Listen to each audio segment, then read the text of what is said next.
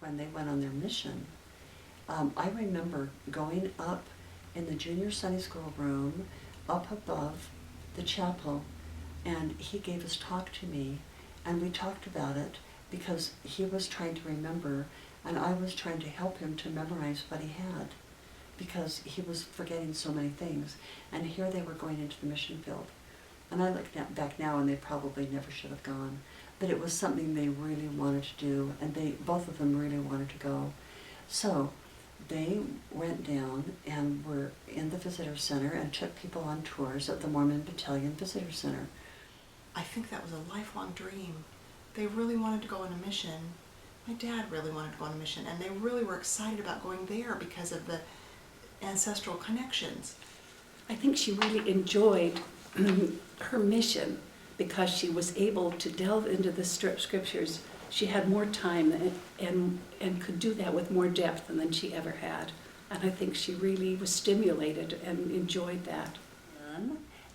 This was her nameplate for the Mormon Battalion missionary, which I thought was fun. I think it was a marvelous thing when they served the mission in California. I remember going to visit my parents, and my dad tried so hard, but he couldn't memorize the tour, and he couldn't give people tours through the visitor center. And my mom asked if we would take a tour and have him give us the tour, and she said, watch what he's doing and see if you really think he can give people a tour. And at the end of the tour, I said, you know, it was a wonderful tour. We're really glad he gave it to us. Thanks, Dad. We loved it. But I wasn't really sure he could take the general public through. He couldn't remember enough to stay on the same subject for long enough to give a cohesive tour. At Christmas time of 1979, I went down to go through the temple and received my endowments in LA at the Los Angeles Temple. It was December 14th. And we had a wonderful time, and Dad took me through the prayer circle, and Mother and Dad both were with me, and Aunt Mary joined us. I look back now, and poor Mother, she was so exhausted. She hadn't slept before I came, and she drove. And I could have driven, but I wasn't familiar with LA freeways, and she wasn't much more familiar than I was, but she'd been driving in Southern California, and she drove all the way up to LA and back. I've always felt sorry that I didn't, drive. But anyway, he was showing signs then of severe dementia, and severe to the point that, he seemed normal to most people, but to those of us who knew him, we knew something was going on. And I got back to their little apartment, and while they were working, I called Marianne, and I just sobbed and sobbed and sobbed and sobbed, and I said, this is not good. Dad has something really severely wrong, and he can't remember things. Alzheimer's was not even a word people were using then. I flew to San Diego, where my parents were serving a mission in the Mormon Battalion Visitor Center. Both Dad's birthday and Mother's Day were that weekend, so I wanted to surprise them. I arrived in a taxi with my 1-year-old daughter Becky in a backpack on my back. My father was out hoeing in the visitor center garden. After all these years, that picture has a tender place in my heart. We had a wonderful time together. I made him his favorite pineapple upside-down cake. We walked on the beach. We even spent a day in Tijuana, just so I could say that I had been to Mexico. It was while I was there, I think we came face to face with his Alzheimer's disease. Mother said that the leaders were saying that my father should not give tours anymore. And she felt like they were wrong. And he was perfectly capable of leading tours. So she asked me to go on a tour with Dad. I did, and heavy-heartedly, I had to tell her afterward that they were right.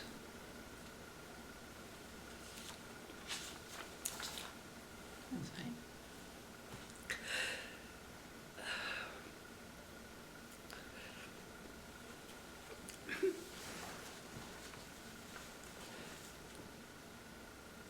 father's been dead 35 years. And yet I still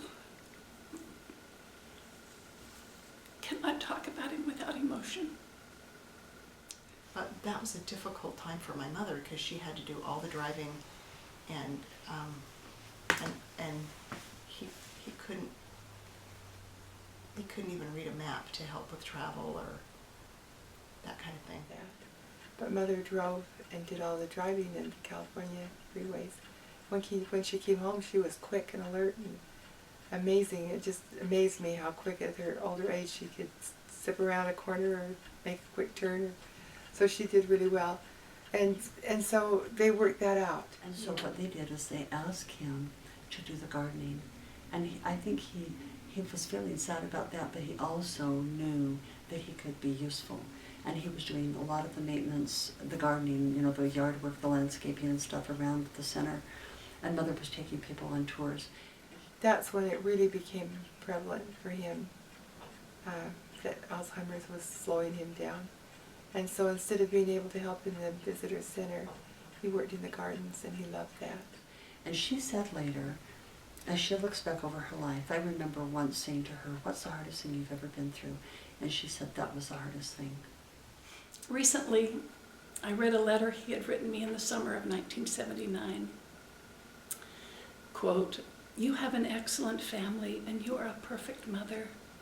You mean more to me than the wealth of the world. If there is something you would like or need, let me know." End of quote.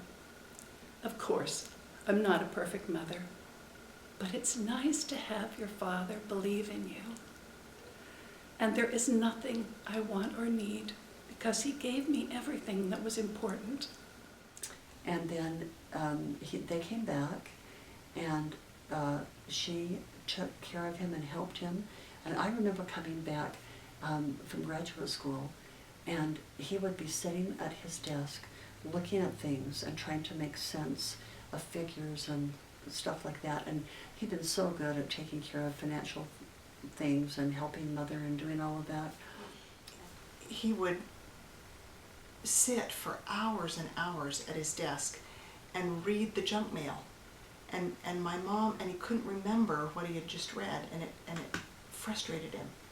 And my mom didn't know what to do about it. I mean, now if that happened, we'd say, oh, dementia or Alzheimer's, you know, it's a known condition now. It didn't have a label back then, and she didn't know the symptoms, and I remember her having long conversations with their doctor, who was a very old friend and a good man, and had worked with Dad for a long time, and he basically said, "This is a medical condition, but we don't know what's wrong, and so we just do whatever we can." And he was very supportive of my mother, but it was very difficult for her. And he just got worse and worse. And after the mission, we took him to a neurologist, and the neurologist said, "I'll tell you what this is like. It's like a brilliantly lit city, and a light goes out over here and a light goes out over there, and then this one comes back on, but this one goes out, and then these two go out, and these two come on, and these four come out." And it was just like short-circuiting all over the place. So some days he was very lucid, and other days he wasn't. Dad became more quiet as he became older. I think as this Alzheimer's started on much before we realized it, and he probably realized it. Of his own, he quit driving at some point, and he would begin to feel hesitant about doing certain things. So I look back now and think he probably realized what was happening. So during that period of time, Mother became extremely patient and helpful in helping him. And he was always very grateful for Mother, and always was appreciative of what she did. Especially as he got older, he became more silent. And of course, with all of us talking at once around the table, there wasn't much chance to interrupt. I actually, one time when he has Alzheimer's, I remember him saying, "Be quiet, you're making too much noise at the dinner table." And I remember thinking, that's not Grandpa. I just totally blew it off, because I thought I had never once heard him say anything negative. I'd never once heard him raise his voice. Just a good, kind man. And as he got worse, he could recognize voices, but not people. So in other words, if your mother called, he could recognize her voice, but not necessarily know who it was. And so what we would do is show a picture as he heard the voice. So here's a picture of Doug, for example, and here's Doug speaking. And when Doug was made a bishop, I remember thinking, that won't mean anything to, Dad won't really remember that. And then I thought, you should tell him this in detail, because if he gets to see his life over again, he will be able to relish this moment. And so we sat down and I told him all about Doug being called as bishop.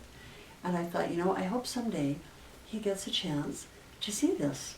Then we found out about the Alzheimer's Association in Chicago, and we still weren't positive that that's what he had. And we gave money to them, and we'd get letters from them. But there was nothing to help Mother, nothing.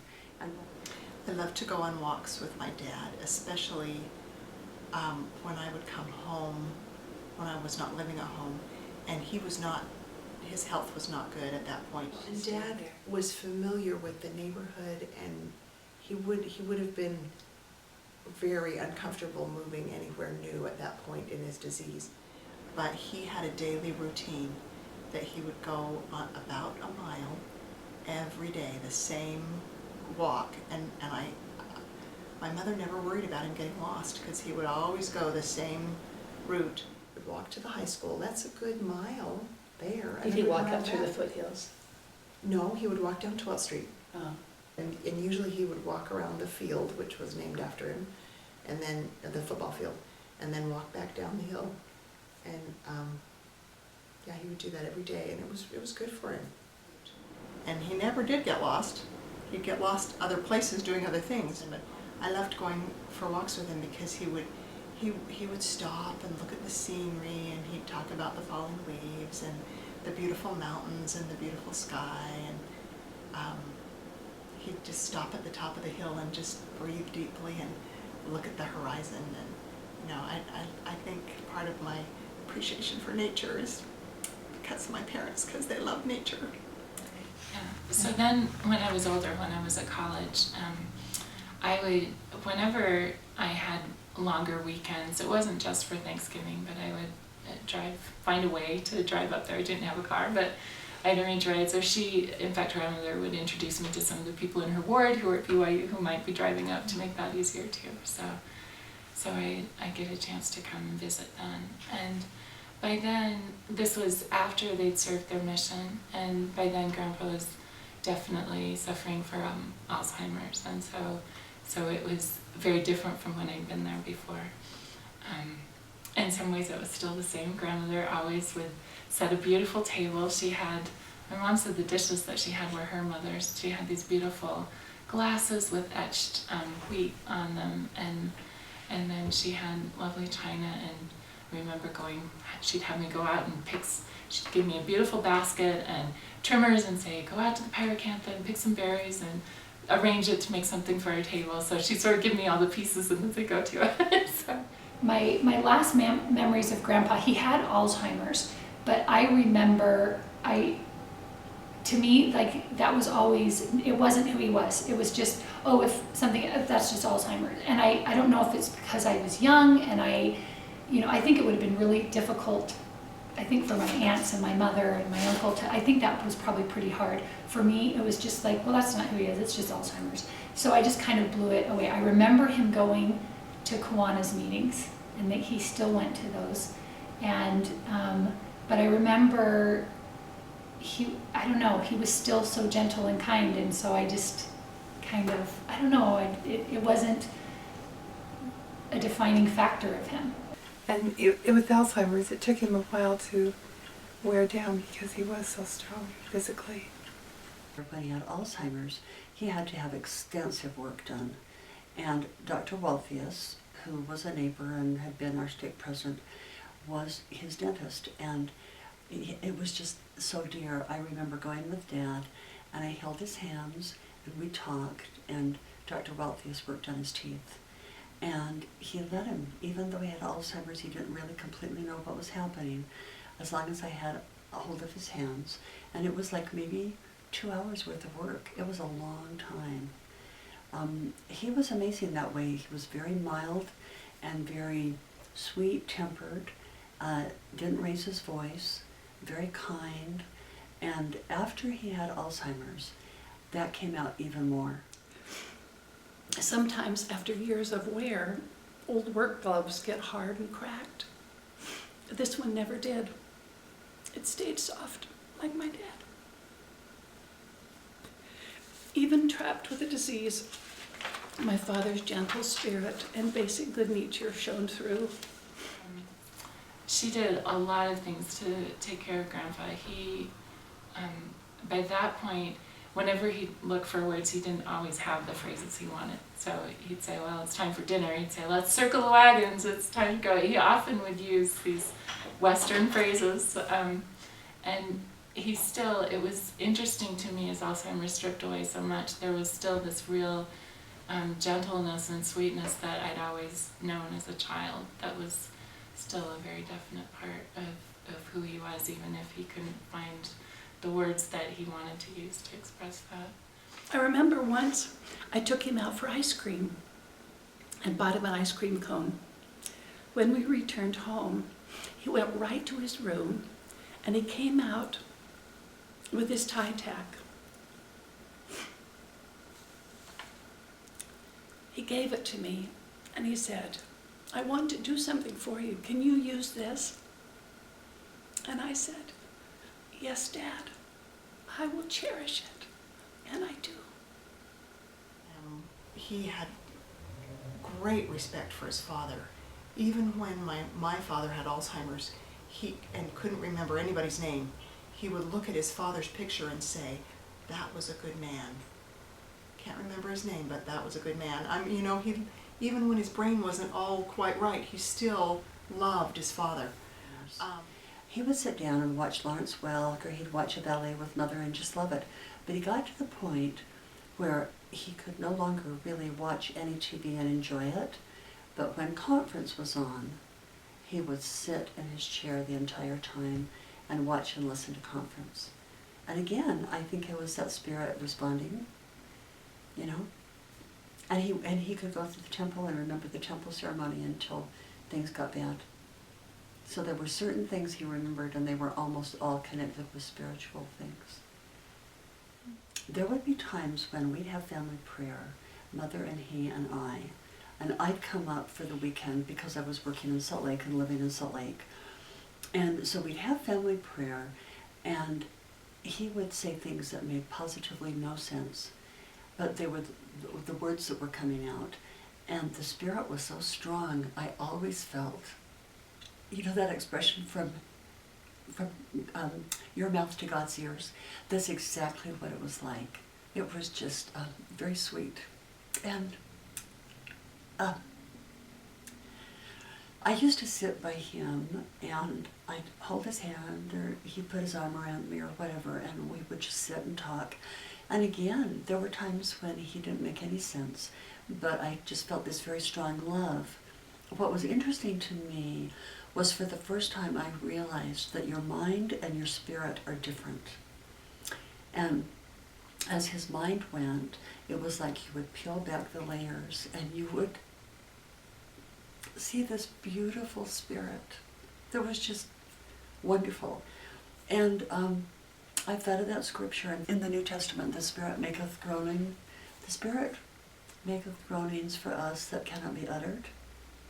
And I just feel like Heavenly Father could hear those prayers and knew that Dad was praying for us, and I could feel that love. And so the Alzheimer's situation became a very sweet experience. As tough as it was initially, it was very sweet because we saw that part of him that had always been cultivated. So when the outward mind went, the inward spirit showed through more brilliantly.